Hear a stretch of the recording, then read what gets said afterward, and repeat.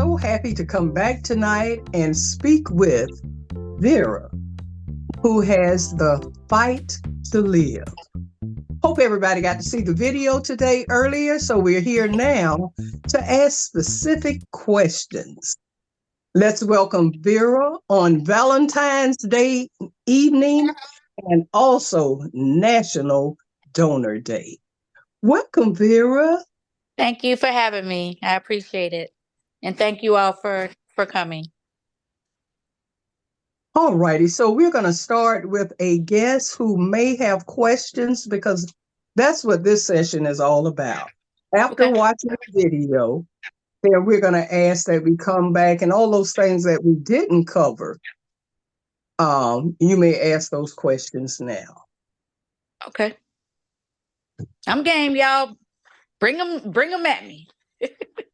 Can you imagine waiting for a deceased donor gift? One thing you have to deal with is, you know that somebody had to die to give you the gift. And then it's the wait, because I know you mentioned if you had not received a living donor from your sister, that kidney, then the wait, if you had to sit there for the wait, you may not have survived. Okay, yeah. I had a real hard time with the wait. I was diagnosed in May and get my transplant until 18 months later.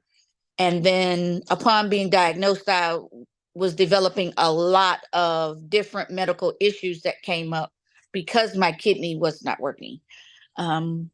My blood pressure was through the roof. I had heart problems. I had anemia problems, which came along with metabolic problems. And just me being young, and it's hard to say, you know, I'm young and I'm relatively, in my mind, I'm healthy because I literally went Monday, I'm well, running around, doing what I wanted to do. And then Tuesday, I'm hooked in a machine and in the hospital for 1 month. Because when I got diagnosed and they did everything like I was telling on the story, what I didn't say was, when you get diagnosed with renal failure and they hook up everything to you, you can't leave the hospital until they find you a bed. Meaning they have to find you a facility so that you can start doing your regular dialysis treatments. Or if they would have discharged me, I would have to literally come and check myself into the emergency room every other day to get treatment. So it played a big toll on my mind. You know, I'm not as vain of a person as I used to be. And it was hard. It was very hard. It was very hard. A lot of times I felt like it wasn't worth it to go through everything that I was going through. But then I thought about my kids and what it would be like if they didn't have a mom. So. And I'm sure that would also play a part on the psychological part of that test too. Of course, they ask questions because they expect us to be responsible stewards of the organs that we receive. Are you going to take your medications? Are you going to live your best life so that the sacrifice that was given to you will be received and honored? Okay, so I'm sure we have other questions now. And also, while they're waiting for them to unmute, what they don't tell you is the transplant liaison, they contact your doctors, all of them. They also contact the dialysis center that I was at to go through and make sure all of my labs were correct. Because I can say anything, but they, you know, on top of the testing that they did, they made sure that my labs were good. They made sure that I came to every treatment, and they made sure that I came to every doctor's appointment. And just what my temperament at the facility was. So it's a lot that takes place behind the scenes that you really don't know about. But it's all worth it. It was all worth it. It was all definitely all worth it. Everyone. My question to you, Vera, is when you had your transplant, did you feel any change? Like do things that you didn't do before, or anything like that? Yes. I was very protective of my fistula. So when I would walk around, I didn't even realize that I was doing it, but I would always hold it and cover it because that was my lifeline. So I would always wear long sleeves. I never wore anything that showed my arms too much, or if I did, I was very protective of myself. So I was really, really self-conscious about, that. But as far as my body was feeling, I was up when I got my transplant, I was up walking around. My sister, since she gave it, they said it's a little bit more extensive on their bodies. And she was in the room right across the hall from me. And I was walking around with my little thing, walking in and out of her room, talking and laughing. They didn't know which one of us gave the transplant or who got it. So I was just happy.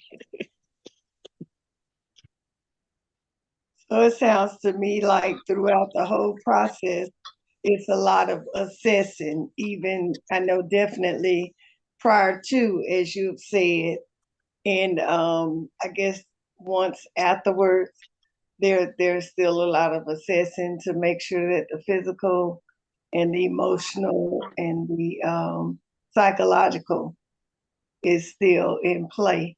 So what does the support system look like from there? My family from the very, very beginning were pretty much by my side the entire time. So I didn't really have to deal with doing this alone, if that makes sense. Right. But when you get diagnosed with anything, I'm not sure, maybe Mr. Tony or Miss Brill, when I got diagnosed, they automatically prescribed me all types of depression medicine.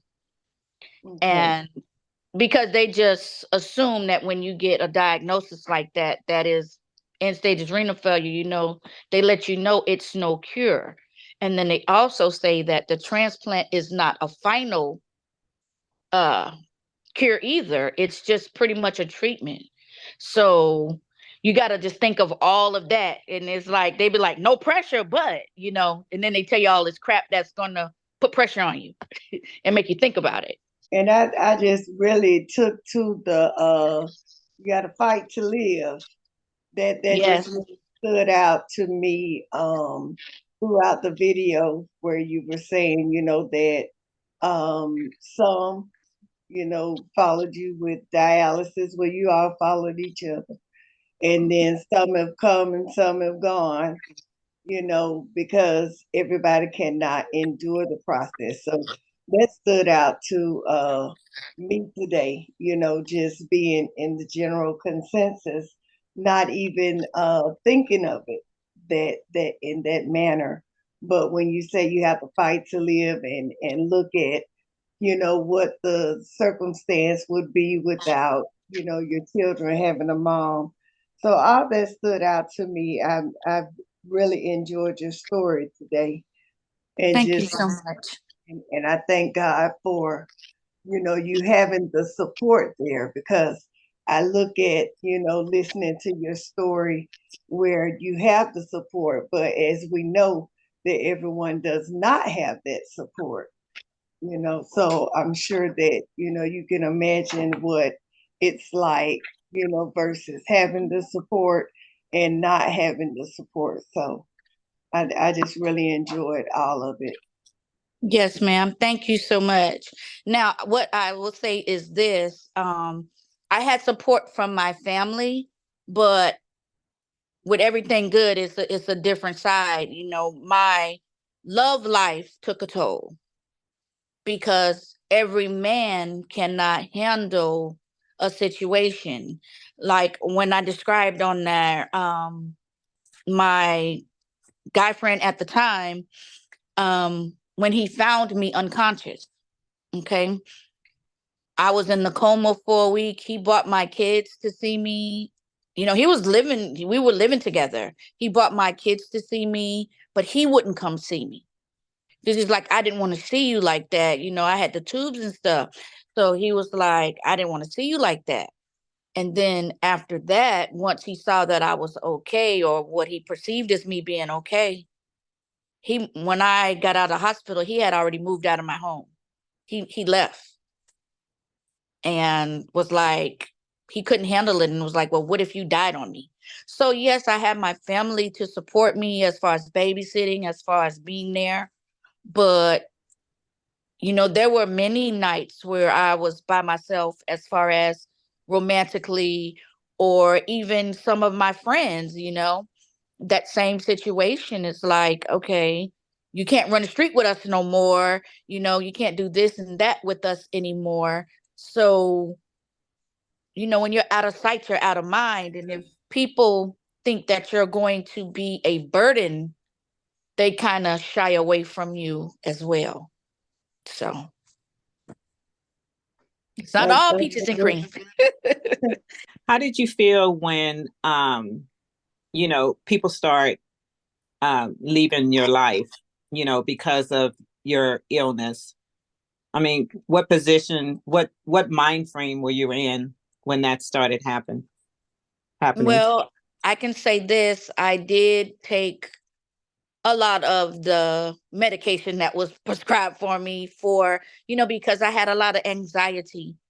I couldn't sleep.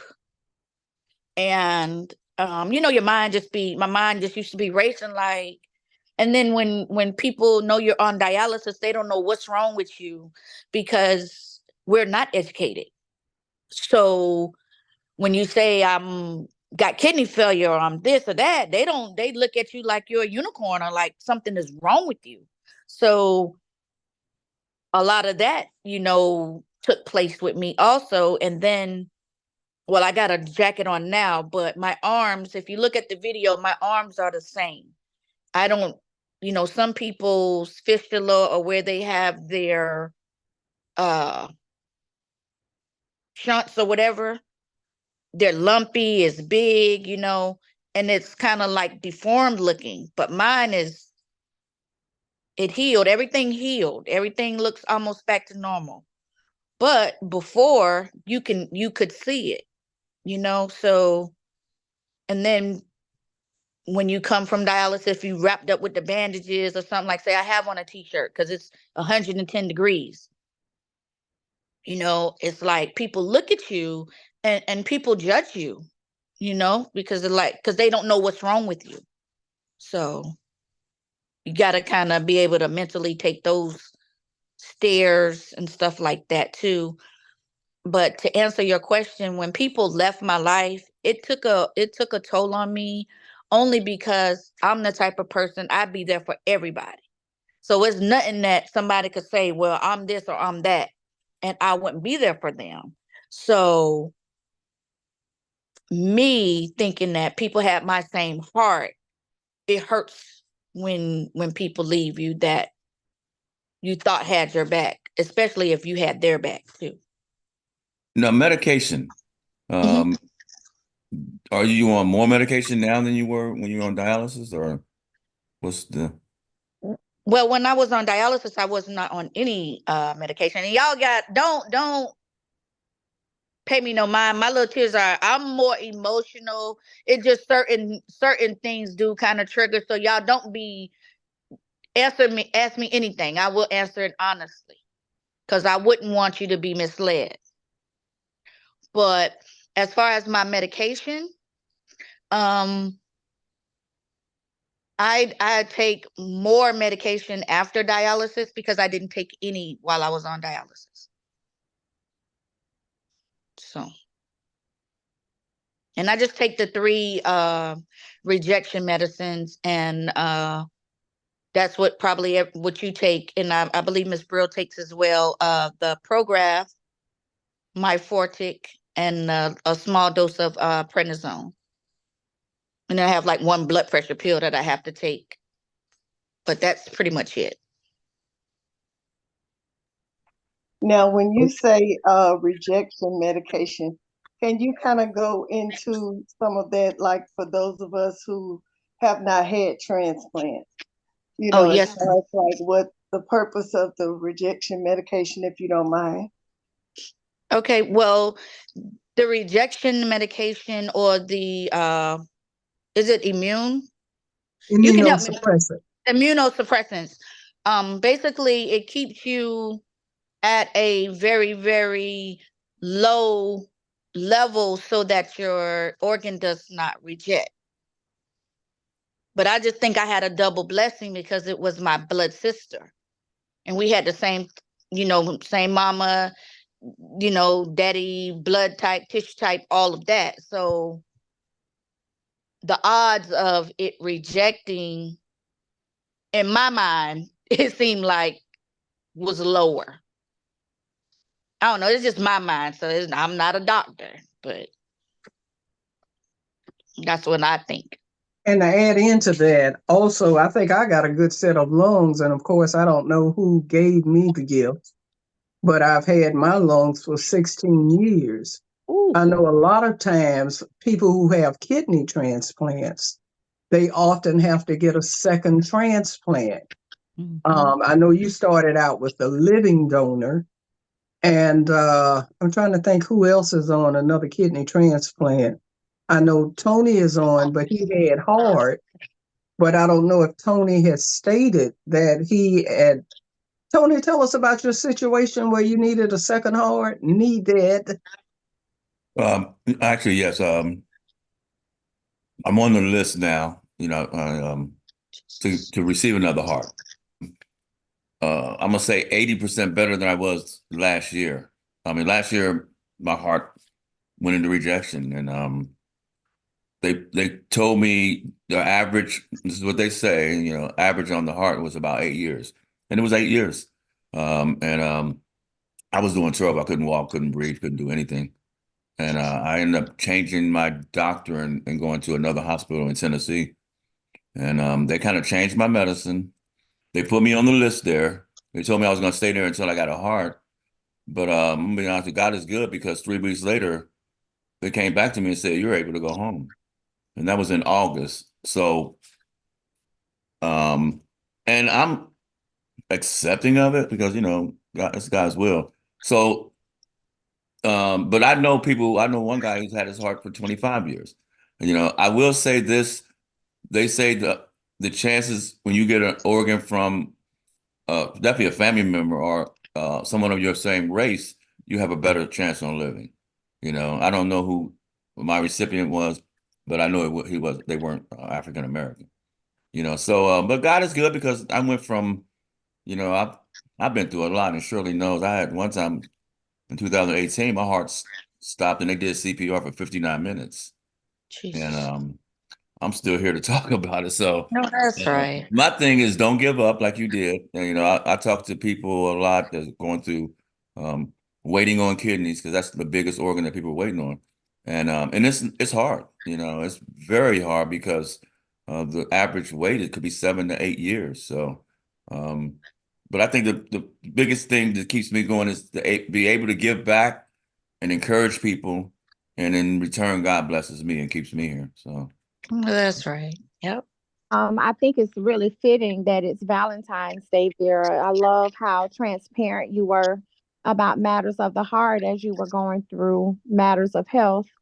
And I know that educating minorities about transplants came about after Miss Brill's experience and realizing that we could stand to learn more. There were so many myths circling around in our community that was keeping us from signing up. So just knowing that spearheaded this organization. So I just wonder if, after your experiences, if you've thought about maybe beginning something that may speak to some of the challenges you faced in that area, or if you found resources that many other people may have also lost relationships or friendships and struggle on that particular side of it. Have you found that there are resources like that? And if not, have you thought about maybe beginning any?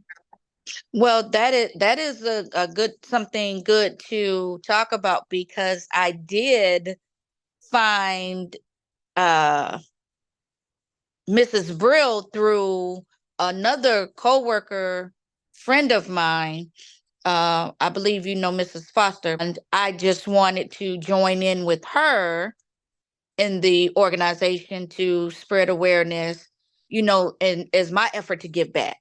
So I haven't thought of anything on my own. However, I am willing to participate and give back in that manner in any way that I can. But that does sound like a very good idea, because there are a lot of women, period, that are dealing with loneliness and relationship issues and things of that nature. But then when you put a sickness on top of it, that just makes it that much harder, because in some people's mind, you may be a liability. And then when they really don't know what's going on and they see your bathroom with all your medicine, they're like, what is this? You know what I mean? So it's a lot. It's a lot. That was great. And we'll be more than happy to come to, we being EMAT. We can also do an EMAT Orlando. Help us get that started, Hey, I because definitely we are registered within the state. And I've often thought of that, if we start chapters in different areas of Florida, so that we can continue to spread the message. Of course, social media does well. You can reach anybody with social media, that's but true. it's nothing like that personal touch, that one-on-one conversation. I'd love to help in any way that I can. Me and my sister, we used to uh, go to the hospital where I got my transplant at and talk to people that were coming in to get transplants. They see her, they see me, and they look at us like, what y'all doing here? They thinking we're the family of people. And because we both were in such good health, or look to be in good health. And then, as a minority, you want to hear from another minority. You want to hear from somebody that looks like you know what's going on, because, generally, people don't trust people of, other races like that. They'd be like, tell me the truth. Is it really scary? Do it hurt? Like, tell us the truth. When the doctor leaves, you know. So I will say this. I understand what you mean when you get in this situation. I've lost a few relationships because of people's perception that you could die, and we were all yeah, die. But I learned this. I don't give up, because I mean, when I say I don't give up, I'm not chasing women, but I'm single now. But I don't have a problem with it. And if the right person comes in my life, it'll be the right person. But this illness is gonna always be here. I don't think I'm gonna ever recover from, because there's an organ in my body that's not mine. So the possibility of rejection is always there. But the bigger picture is when people see you doing so well. mhm, I'm a part of several nonprofits. One being Shirley knows Sadria. She's the donor mom, and to me, the donor families are they're definitely a blessing, because without donors, we wouldn't be here. And whenever I get a chance to share my story, whether it's at church, at a store, at work, I do it, to let them know, one, it's not something that's going to keep me down. I have strong faith, because I mean, I just have strong faith. So what I'm going through, whenever I get into a situation or illness, I know I'm gonna make it out because I know who God is. So it's also a chance to share, um, the story about God, how good He is, but also, like you said, in our community, there are a lot of myths, and I've talked to my people a lot and heard some stories that you wouldn't believe. And I heard one person say, "I'm saving my organs for somebody in my family." I'm thinking, so you wishing somebody in your family gets sick so you can. So it's the people don't understand. Like in my situation, um, and I believe Shirley's too. The person is going to be on life support. They're not, you're not getting killed in an accident and then you're going to give up your organs to save certain things. So it's a process. It has to match. I'm blessed because I'm small. I'm 5'8" or 150 pounds. So I can get a woman's heart or a child's heart. So but then you have other people with different sizes where it's different. So Oh, I didn't I know always that. look at it, the gift we get was the one we were supposed to. And That's right. I encourage people who are going through it because you're right. When they see a person who's got that gift and still able to be strong, it makes them strong. I visit the hospitals um and it's not just black people, it's white people too, for me, because we're all one. Because giving doesn't uh end because you get your gift, and so, just, I mean, you're a beautiful person. You have a great heart. My thing Thank is, if a person is not with you, that's their loss. And, the right person to come along. But in the meantime, just remember, God, He's not making any mistakes. He's using you as a voice. Your video was awesome. I mean, it should be shared. I'm gonna share it because people thank need to you. see that. Because the strength that you had, a lot of people don't think they can have it, but once they see someone like you, like, well, if she can do it, then I can do it. So, Exactly. and Shirley's, I love her because she is able to put on things like this so people could share and see people like us, and so, you're a blessing too, Shirley. You know that. And if you ever ask me to Come come every day. Florida, I'm coming because the weather is a lot better there. But yeah, it's just it's just a blessing to be in the company of Yes. people like yourselves. Yes. And I don't really necessarily get that caught up on the relationship part of it because that was just that fool. And see, I was able to get it back. And once he saw me doing good, living good, doing good, he was not doing good. And he did say, "What if you die on me?" You know what I mean? So that's what scared him away, was just my mortality. And he didn't know. But that was 2008. So that was small potatoes. So now he always like, "Why won't you ever give me another chance?"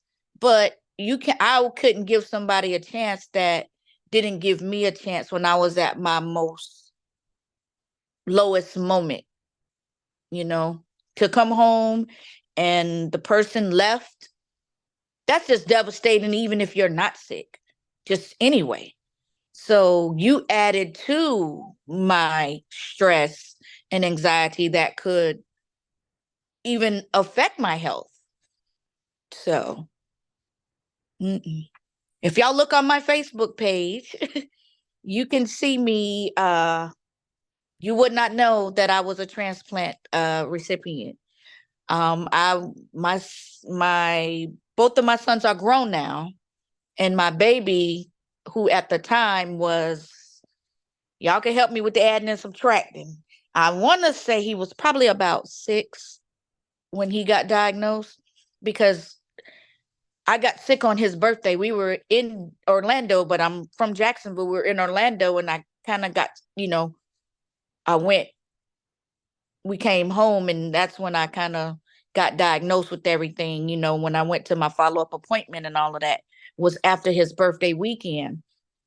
And he has since graduated from high school, graduated from college, and is right now, y'all touch and agree. Maybe y'all internet nephew, y'all he'll get a shot at the NFL. So And I was right there by his side and able to, that was my prayer, to see him make it. So as far as the relationships part, friends come and go, people come and go, and I don't focus on who left me. I focus in love on who's stay and who's here and who's present.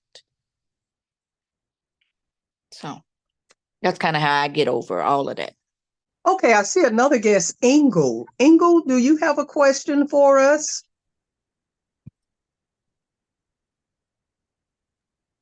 Hello. Hi. Thank you. Thank you. I'm a guest of Miss Baldwin. And she was telling me about the great things was happening, and I was like, wow, it'd be good information.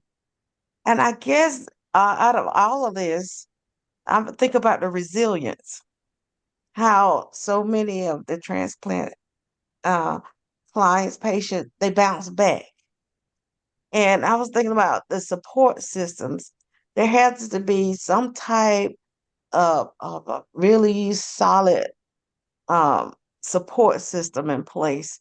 And I guess I would like to know a little bit more about that, some of the support systems in place. I think, I've heard some of it, but the importance of a support system being in place when you're going through this situation, because I know it had to be very, very, very challenging. Yes, ma'am. Again, my support system, as far as my mom and, all of my siblings and my closest friends and, my godmother and, different people who were in my life at all the stages of my life. It did help me. Because I did have naysayers and doubters and people who would have told me, well, like even at like the dialysis centers, the people I sit with, they're kind of like my family, because we're there and we're fighting the same fight. And if I'm new to something and I'm talking to an experienced person that says, look, hey, don't do it, this and that can happen to you, and I've already had it and rejected, and now I'm back here. It's almost like they were saying, hey, skip the middleman, don't even go through the transplant part, just sit on dialysis. So you have to be mentally strong as well, along with your support system. And that's why I said I used to have to literally fight to live, because if you are not mentally strong and resilient, as you say, you can say, you know what, maybe you're right. I'll just sit here and, I don't want to go, before nocturnal. I used to have to be on the machines on Saturday mornings. Those were the Saturdays that my son played football. You can leave the machine early. They're not going to do nothing, You don't want to miss your son's game because I'm a single mother. Well, he has a father and he was in his life, but he lived in another state. So, you get the people telling you, girl, just go to your son's game and this, that, and the third. But just think, if I would have been going to my son's game, that would have meant I was not compliant. And then when the people came back from the transplant hospital to check, oh, she left every Saturday. And they would say, you know what? She's not a good candidate for a kidney because she's not going to do what she's supposed to do with her kidney if we give it to her, if she can't even do what she's supposed to do on the machine for 4 hours. So, no matter what, I stayed and did everything that I needed to do. And I think that's a good question, because it also brings up to me, when the person asks the question, it makes you think about caregivers. And Yes. all transplant recipients have to have a caregiver. My two daughters lived in Memphis during the 3 years that I was sick. Of course, they called, they always checked in on me. They did things like that. They would visit. I had a son here, but I had very faithful friends and a good support system from my church family. Now, that made all the difference in my world because someone was always checking on me. Of course, I continued. I was a minister of music at that time at my church, and I continued to play. I continued, like Vera, to stay strong, fight a good fight. But I think another important component is caregivers, because Yes. you will not get a transplant without them. Someone will have to care for you physically. They have to make sure you take your medicines correctly after your transplant. A lot of times they have to sit there at appointments with you because sometimes the doctors or whoever can be talking and it'll go in one ear and out the other because you could hear one thing and your mind is gone. So it's just good. I want to put a plug in for those caregivers because they mean the world to a recipient. What about with you, Tony, as a heart transplant recipient? Well, definitely, definitely you got to have a caregiver. Um, I was blessed. It's funny when I got the call, I wasn't in a relationship, and then somebody came into my life that actually knew more about hospitals than I did, and it really helped because when I got my transplant, believe it or not, I was in a coma afterwards for 5 days, and this person was making the decisions for my life, meaning they were telling me, no, don't do this and do that. And it was a blessing because, when I came out of it, obviously I was a better person, but um, that you're right. Like I was on, believe it or not, I was on 60 different medications when I got out. And I couldn't pronounce none of the names because first of all, you're on all this medication and you're not really coherent. So that person helped prepare my medicine, um, made sure, because one thing you don't ever want to do, like you said before, is miss any appointments, you know. Now, I'm a man, and I was very stubborn. They told me I couldn't go back to work for 60 days, and I went back 90 days. They told me I couldn't drive, and I was driving. But I wouldn't recommend that to anyone. Um, and I had an LVAD before I had the heart transplant, which I had for a year, which is a pump they put in your body um, to keep you alive. And I was very compliant on that. So I got a heart 4 months after that transplant. But it was, it wasn't a normal situation. I definitely couldn't do it by myself. And I also had great doctors and nurses. The doctor who actually did my transplant was African American. And I didn't know at the time, and we're still close friends, that was his first time doing a heart transplant. And Wow. that really mattered to me because I had another brother that I could relate to and he could relate to me. And there were certain things he told me, you have to do this. You have to do this because people are watching you. And so the caregiver and the nurses were the best in the world.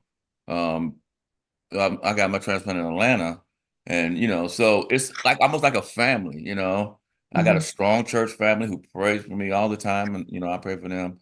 So, and these are questions they ask you too before you get your transplant. Yep. What is your faith? Who are your friends? They want you to be mentally sound because they don't want to. And somebody told me that we're not going to waste an organ on somebody, and they're not going to take care of it. You know, so that's key, and I always emphasize that. I mean, now I'm on a list in Tennessee, and I live in Atlanta and Nashville. It's 4 hours away. I have not missed an appointment. I went there last month, and they had a snowstorm. It snowed 8 inches. And they say, you coming down here? I say, yes, I'm coming down here because one, I want them to see how determined I am. And I'm not gonna take that chance. So you have to do the right things to be compliant. And also I know I can't do it on my own. I'm fortunate I have a lot of friends in the transplant community um, surrounded around me. I know a lot of people who um, have had transplants. So we always constantly checking on each other. I've been to 2 transplant games. and I would encourage you to go. It's going to be in Birmingham this year, and you meet to meet other people like yourselves who are athletes. We play different sports and everything. So it's not like this just stops. It gets bigger and bigger and bigger, because once you become a transplant recipient, we're all family. I mean, Shirley's my family. You're my family. So it's not. So the support just doesn't come from family. It comes from other people like you who know exactly what you're doing. And they'll tell you, no, you need to take that medicine. Or you need, if you're not feeling good, go straight to the doctor. Don't even think about it. Especially early on. It's not. It's. And then this is how I really look at it. This gift was given to me by someone else. And I'm really honoring them and doing my best to take care of this gift, because that person was very unselfish to do that, So it's, the support means everything. And get in support groups. I would recommend that, because not only are you getting support, you're supporting other people too. So that's very key. I'm in like 3 or 4 different ones. And then I'm gonna say this, and I'm gonna shut up. I went through when I did 59 minutes of CPR, my kidneys shut down, and I went through dialysis, and it was not fun, And God is good, because they put a pour to me. They had me ready to go to a bed, and they came back in there and said your kidneys are working perfectly. And I thank God, because I'm gonna tell you, sitting there with that machine and hearing that thing hum and make that noise, and then after you're drained, it's not something that I would want my worst enemy to go through. I'm gonna be honest. It's so people don't know what you're going through, and you have to let people know that was hard. I'm gonna tell you, that was hard what you went through, and you're amazing to do it, but let people know this is. If I did it, you can do it, because you've been to those centers. And unfortunately, in our communities, they're everywhere. They're everywhere, and eat healthy, eat the right things, but support is definitely important. Hey, thank you for saying that. I have a sister. Oh my goodness. That's on dialysis. She's 78 years old, and she's been doing dialysis herself at home for some years now. I'm not sure if she's on a transplant list, or even if she needs to be on a transplant list. I know that she's doing it at home for like 8 hours each night, and just to see her go through what she's going through. No, nobody really knows what you guys go through, and just trying to understand, what it's all about. This is all new to me.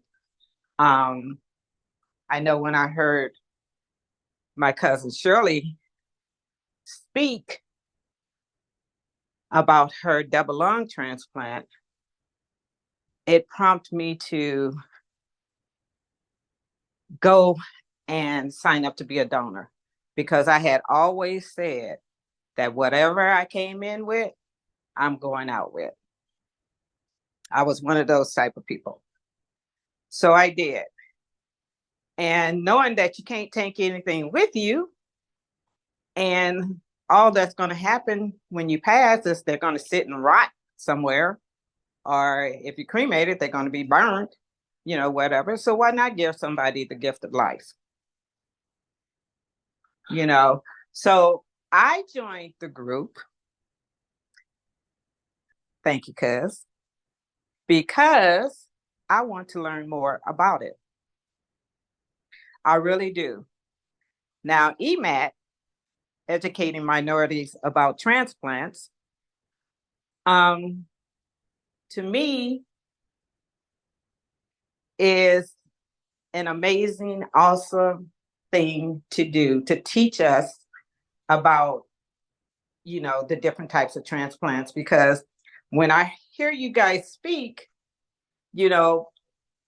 I'm unaware of a lot of them. I didn't know that you can have, the different type of transplants that are out there. So I'm putting myself in a learning seat because I want to learn more about it. And as I move forward, I would like to teach others about it. And that's going to be my give back to you, my cousin, and to the community. Well, thank you, Jackie. EMAT, Arizona. All right. What'd you say? No, I have vision. Yes, But ma'am. as we are nearing 8 o'clock, do we have any final comments? And we're so happy that you're here with us, Ingle. Do you live here in Florida or Jacksonville? Where are you from? She's right down the street from me. What you say? I'm in Litchfield Park, Arizona. Oh, okay. Righty. Well, we're so happy that everybody is here. Any final statements or one last burning question? Yeah, I appreciate you all expressing, you're expressing yourself and giving so much information and sharing because I know it's not necessarily easy, and I know I've heard people with triggers, certain information was given, people telling about their experience, and people was triggered. And I know mental health is real, and you had to again be going through so much through this process. And I am in the healthcare area, and I'm listening to all these things you've been through, and I'm like, wow, just wow, But I said, thank God, and I heard God as a constant, you know, support system as well. And I did want to ask though, how do you feel about when you was going through some of the experiences about contacting contacting some of the mental health providers or having experience with it? That makes sense. Or did you feel like uh, it was okay? And I know in our community, sometimes that's a taboo, like a no. I can do it myself. And like I said, you've had so many as mental health professionals. One of the things you would go through to, as someone to kind of help you as well through the situation. I went to therapy. I did. I took full advantage of all avenues. As my mom would say, she got insurance, whatever y'all gonna do, she need to do it.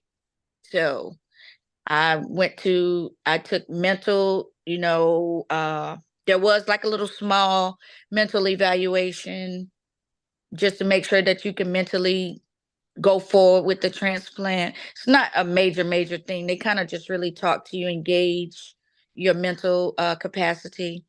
But for my own sanity, I went to a therapist to talk about all of everything.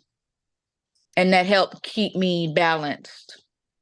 And I can say that I really did not use that depression meds for long, because like when you sitting back, the devil will play with your mind and make you think like, oh, it's all over, or to give up and stuff like that.